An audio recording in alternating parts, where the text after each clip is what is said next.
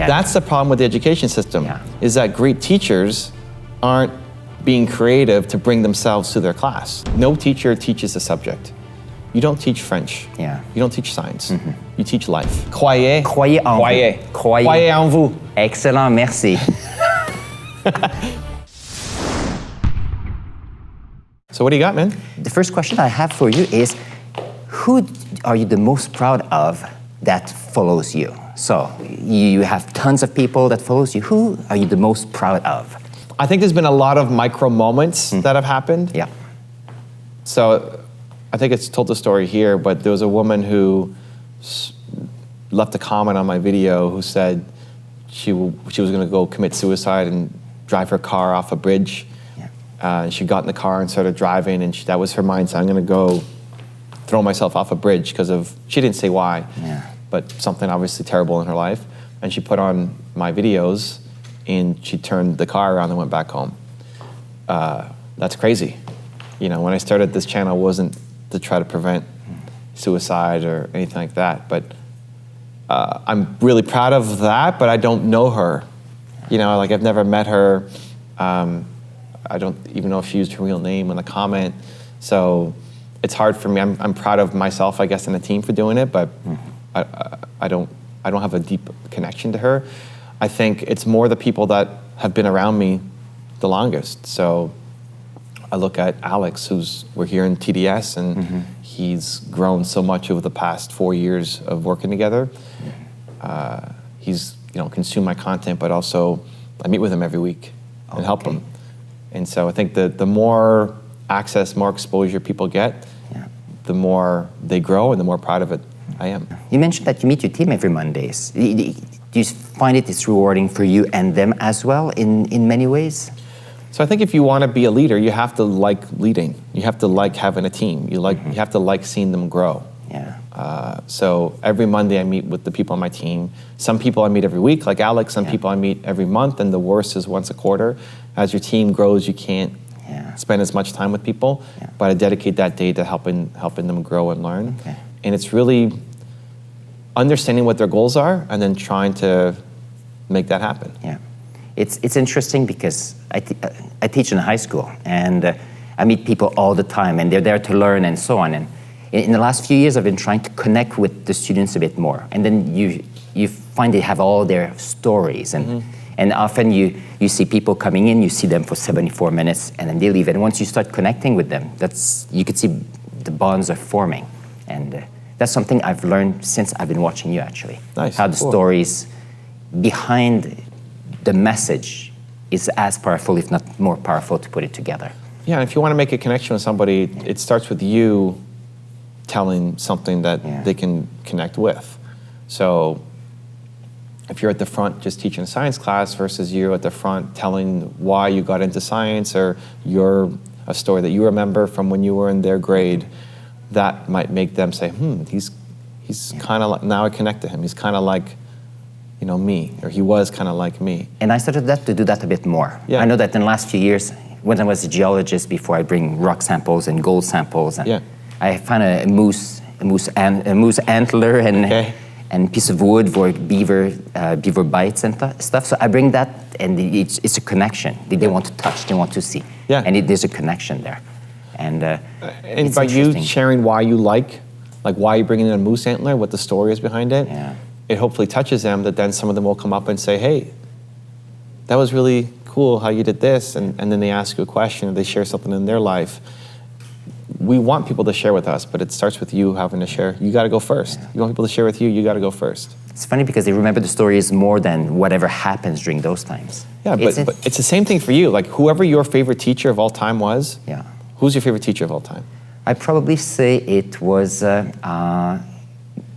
Monsieur Tardy. Monsieur Tardy, a physics teacher. Tardy, like, is that late? Oh, Tardif. Tardif, yeah. Physics teacher. Physics teachers. But why you liked him wasn't because he taught you physics. No, that's true. It's a small piece, yeah. But in his style, in how he approached it, in how he cared about students, in how he maybe spent some one-on-one time with you, there's something about Monsieur Tardif, that you connected with. And he's probably the kind of teacher that you want to be for your students. It's funny because I don't really necessarily do what he did. Okay. And I need to look into that. Yeah. Because Well, why did you like him so much? Because he came in saying, okay, here's the book, here's the pile of paper, we're doing this semester. You Okay. can either come here and do the work and we'll do it together, Yeah. or you can go wherever, if you prefer to work at the library, cafeteria, and others. Okay. But I'll always be here to answer your question when you need me. Okay. And that was it. And so we'd go and see him, and he was there, and it was a one-on-one. Yeah. It was not a class in front Yeah. of a teacher. It was a teacher being there available Yeah. for the students. And it's a bit what I'm trying to do right now. Yeah, yeah. So that becomes a thing. Like, how can you make yourself more available for students? Yeah. How can you spend some more one-on-one time with students? That's a good question. It's to give them a chance to give them free rein so they can be Yeah. learning by themselves the way they do. How and can be you able give to them? connect. How can you give them more faith that they can go? Listen, one of the things I think school ill prepares people for is you're told what to do in school. You got to do this. You got to do this. You got to do this. And then people struggle when they then get to a job where they have a little bit more freedom. If they want to be an entrepreneur, especially, they have absolute freedom. And now there's nobody giving them a grade saying you didn't do this by this week. Yeah. So you're teaching them a life skill. And the only way I can do this at this point is to ask them questions. And there's all those silence that happens when I just challenge their beliefs. And that's what I've been doing right now. And it's funny because they're afraid of the silence. And I said, well, it's the best thing. And then a pause gets longer. And then you could feel the uneasiness. People want to say something, but they're just afraid. Then I usually take that time and I sit at my desk and I just wait. Sometimes it's a minute, sometimes two. And then conversations are great when that happens. Yeah, it's funny that you bring that up because that was sort of my question. Okay. What do you think is broken in the education system so that we can help students? You mentioned about entrepreneurship or the ideas, but I think that's what I'm trying to see if I can help. I think there's a lot of people hating on the education system. I think there's a lot of people hating on teachers. I think the thing that's most broken is teachers not doing their own style. Yeah, I can see that. Like people get into teaching, yes, because it's, they have decent pay and you get pensions and all this stuff, but they like teaching. Yeah. Like you like teaching for a reason, but a lot of times the system can suck out the joy from the teacher. And then if the teacher doesn't have any joy, then what are they bringing to the students? They're just showing up and say, okay, and then move on. So how can you tap into what the teacher actually wants to bring to the class? So if I'm you, I'm trying to figure out, okay, I have to do some things. Yeah. You have to have an exam and you have to show up for class. And there's some restrictions on what you can do. Yeah. But within those restrictions, how can you bring more freedom to your style? Yeah. So if you're gonna start every class by having 2 minutes of silence, or part of the class has to be, they get a one-on-one time with you. Yeah, that's a good idea. How far can you push the boundaries without getting into too much trouble in the school? Could you have a week? Are you teaching every day? Yes. Could you have a week where you have, how many kids do you have in your class? I have 3 classes. Okay. So I have 2 of about 30 and one that is about 15. Okay. They're quite, because it's a French immersion class. Great. And So that's could great. you have a week where, for example, if they're meeting, if you have them 5 times a week and you've got 30 kids in a class, could you have a week where you give them basically the week off, 4 days off, to go do some project on their own? Yeah, I can. And then you keep 6 students. And how long is your class, an hour? It's 74 minutes. Great, so for 74 minutes, Yeah. 6 students are gonna sit around in class with you. And then discuss about Whatever. the projects. Talk about their projects, talk about their life, all in French. So they're practicing their conversation skills. And you get to help them. It's not quite one-on-one like your favorite teacher did for you, Yeah. but you're giving them a more intimate time to talk. Yeah. And then the rest of the week, they get off to go work on their project. Yeah, that So, makes sense. but you're still in class every day because you're teaching 6 different kids I should try at a that time. actually. I never thought of it. But that's the It's problem. easy, yeah. That's the problem with the education system, Yeah. is that great teachers aren't being creative to bring themselves to their class. So how can you're restricted in the curriculum, you're restricted in all these sorts of things, but then within that, what kind of flexibility and freedom can you come up with? Bring your creativity, because that could be the greatest, like teachers have such a great impact Yes. on their students. Oftentimes way more than their parents. Like you might be the only father figure in these kids' lives. And I do realize that. Yeah. And I know you do, and I know a lot of teachers do, and I don't know many teachers who just show up and say, I don't know, I'm just going to show up for work today. Yeah, that because makes sense. they take it. These are kids. You sign up for a reason, but a lot of teachers have just accepted their role instead of thinking, no, I can bring more to this, even if I'm not getting the resources or the time off or the whatever. Yeah. Right. So that's why I asked, can you give the students 4 days off to go work on their own project? It's possible. Right. It's just a limitation that you just have to open. But you play with it. Yeah. And I said that because you like more intimate, because you love, like that 1 week that you spend with the students might be the greatest, that might be the memory that they carry forever. And they say, you were their favorite teacher of all time because you spent that time to sit with them for 74 minutes and just ask them about life and practice French. Yeah, that's true. What the little things I've done is current news, because kids have access to social media and they come from all around the world now. Yeah. And it's nice to see. I asked them pick a topic and of the current news, and I was able to be with all of them for about 5 minutes. Yeah. Not very long, but it's a good start, and I think I'm going to work with that. But so here's the thing: no teacher teaches a subject. You don't teach French. Yeah. You don't teach science. You teach life. Yeah. And science and French is the vehicle. Yeah.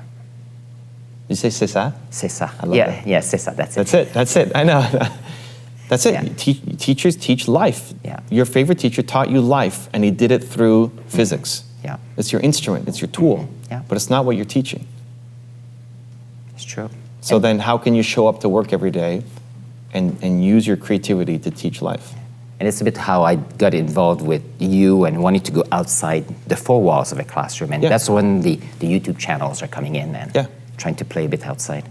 And it's interesting. Because I want to see, the next time I want to try is, I connected with a few of my older students, and they don't speak French very much, and they feel bad they don't practice. So in 2 weeks, I'm getting people at the Starbucks to get together, and we'll just catch up on the news, and I want them to be able to use their French, so that they can reconnect and network, but also to show that whatever they've learned, they need to make it grow and not lose it. So hopefully it's going to make a difference. But even the idea of coming back and reconnecting. Yeah. You teach in life. That's true. And you just use French as your vehicle. Yeah. That's a bit how it's true. Okay. But if you reminded yourself of that every day, you would make adjustments to how you'd always come up with new creative ideas. You're a creative, weird guy. It's the best, right? I'm the weird one, I know. That's great, no, but like it's good to be, who wants to be the same as everybody else? Yes, I do agree. And all your kids, they're weird too. Yeah. But people aren't giving them permission to go be weird. Yeah. So if you thought every day I'm teaching life and French is just my tool, French is just my, the scissors or the knife or the tool you're using every day. Yeah. It changes how you approach the work that you're doing. Yeah. And then you'll come up with other ideas. I mean, I came up with one just off of but you'll come up with more. Yeah.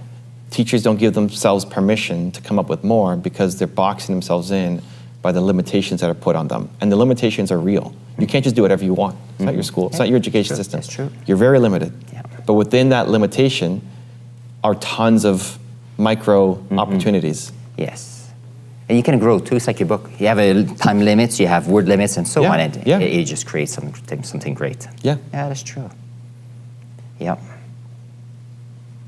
Next question. Do you think I talk too fast in English? I think I need to slow down when I speak because... It depends on the audience. I see.